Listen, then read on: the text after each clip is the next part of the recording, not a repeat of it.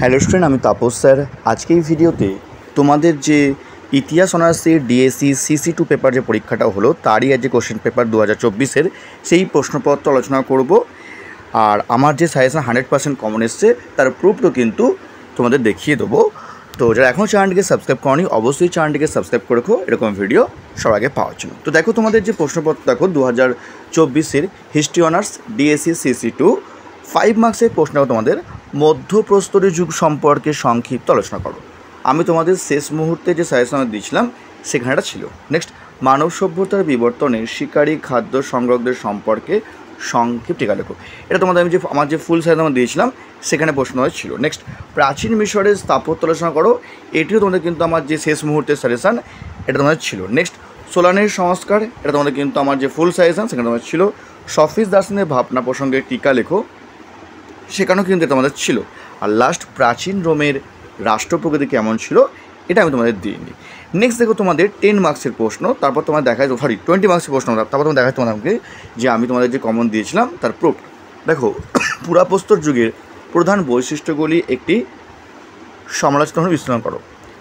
এটা তোমাদের দেওয়া ছিল ফুল সাজেশনে। নেক্সট, প্রাচীন মিশরের রাষ্ট্র ব্যবস্থার সাধারণ বৈশিষ্ট্যগুলো আলোচনা করো।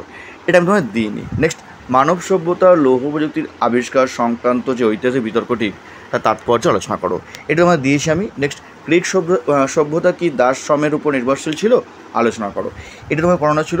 নেক্সট, সোফোক্লিসের কাজগুলি উল্লেখ করে ধ্রুপদী যুগে গ্রিক ট্র্যাজেডির মৌলিক বৈশিষ্ট্য ব্যাখ্যা করো। এটি তোমাদের দেওয়া হয়েছে। নেক্সট, প্রাচীন রোমের কৃষি অর্থনৈতিক বৈশিষ্ট্য আলোচনা করো। এটিও তোমাদের কিন্তু আমি আমার যে শেষ মুহূর্তের সাজেশন অর্থাৎ ঘ ঘ গ ঘ ঙ চ এই চারটি তোমাকে কিন্তু শেষ মুহূর্তে যে সাজেশান সেখানে ছিল। দেখো তোমাদের প্রুফ, দেখো তোমাদের প্রথম দেখো তোমাদের মধ্যপ্রস্তর যুগীয় সংস্কৃতি 5 মার্কস আমাদের এসছে। তারপর দেখো প্রাচীন মিশরের স্থাপত্য বলেছিলাম এর মধ্যে পরীক্ষা আসবে, এটা তোমাদের এসছে। তারপর দেখো তোমাদের এই যে বললাম সফিস দার্শনিকদের ভাবনা, এটা তোমাদের এসছে ফুল সাজেশন থেকে।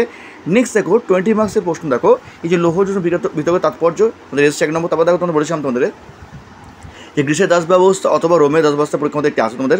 দেখো তোমাদের গ্রীস তোমাদের এসছে।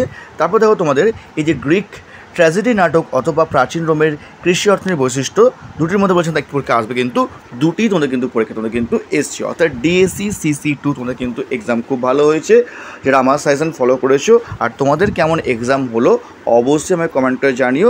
আর যদি তোমরা কেউ 3rd সেমিস্টারে হিস্ট্রি অনার্স পড়তে চাও তো ডেসক্রিপশন বক্সে ফোন নাম্বার দেওয়া আছে এবং স্ক্রিনে ফোন নাম্বার দেওয়া আছে, তোমরা চাইলে কিন্তু আমার সঙ্গে যোগাযোগ করতে পারো।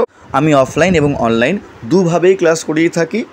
আর আমি চেষ্টা করি তোমাদের অনলাইন ক্লাসটাকে তো অফলাইনের মতো করানো যায়, এমনকি চাইলে তোমরা কিন্তু 2টি ডেমো ক্লাসও তোমরা কিন্তু করে দেখতে পারো। ঠিক আছে, আমি অফলাইনে শিয়ালদার যে সৈনাথ কলেজ এবং শোষণা কলেজের সামনে কিন্তু আমি পড়িয়ে থাকি।